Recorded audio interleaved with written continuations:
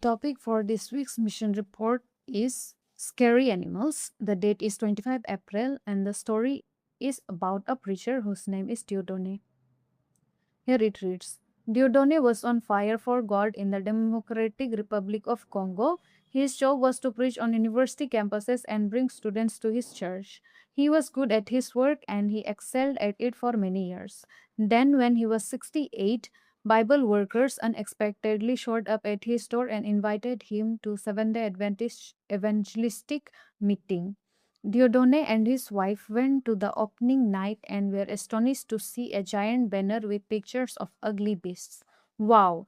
Dieudonne exclaimed. What is this? His wife said she was frightened and didn't want to stay. These animals are scary, she said. Is this a church or is it something else? We have never seen such things in our church, so I doubt that these people are preaching the gospel. We might be misled by them. And she prepared to leave. Dieudonne told her that he wasn't scared by the animals, that he had planned to stay. She shook her head and left. Then the meeting began. As Dieudonne listened, he learned that the pictures were taken from the biblical books of Daniel and Revelation. He had preached for many years, but he had never understood the prophecies of Daniel and Revelation in the way that he had heard that night. He came back the next night, and the next night he learned many things that he had never heard. But this whole understanding of God changed when the preacher read Luke chapter 24, verse 1. The verse describes woman going to Jesus' tomb and it begins with the word now on the first day of the week, very early in the morning. Dieudonne had always thought that the first day of the week was Monday, so he thought that he was keeping the fourth commandment when he read in Exodus 20, verse 8 to 10, which says, Remember the Sabbath day to keep it holy. 6 days you shall labor and do all your work, but the seventh day is the Sabbath of the Lord your God. In it you shall do no work. Now he realized for the first time that the Bible taught the first day of the week was Sunday, not Monday. He resolved to keep Saturday as the Sabbath from that day on.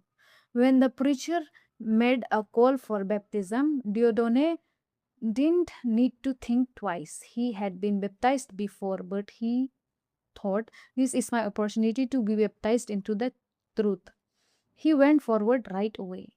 Every night after the meeting, Dieudonne shared what he was learning with his wife. She accepted that the seventh day was Saturday and also was baptized. Dieudonne told other family members about this new conviction, and a number of his grandchildren also were baptized. Today, Dieudonne is on fire for God in the Democratic Republic of Congo. He no longer preaches on university campuses on behalf of his old church.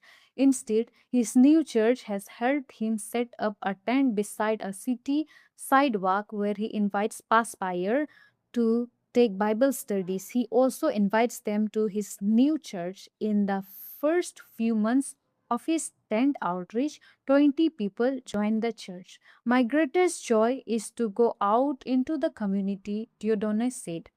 Every day, I study the Bible with people. Dieudonne's church is connected to the Adventist Clinic of Kinshasa, the recipient of a previous 13 Sabbath offering, also known as the Quarterly Mission Project offering. Thank you for supporting the clinic and its church with your prayers. This quarter, you can support a new project in Kinshasa, a future media center that will house Hope Channel, Adventist World Radio, a social media evangelistic center, and a French language call center in Kinshasa. Thank you for giving generously to this important project.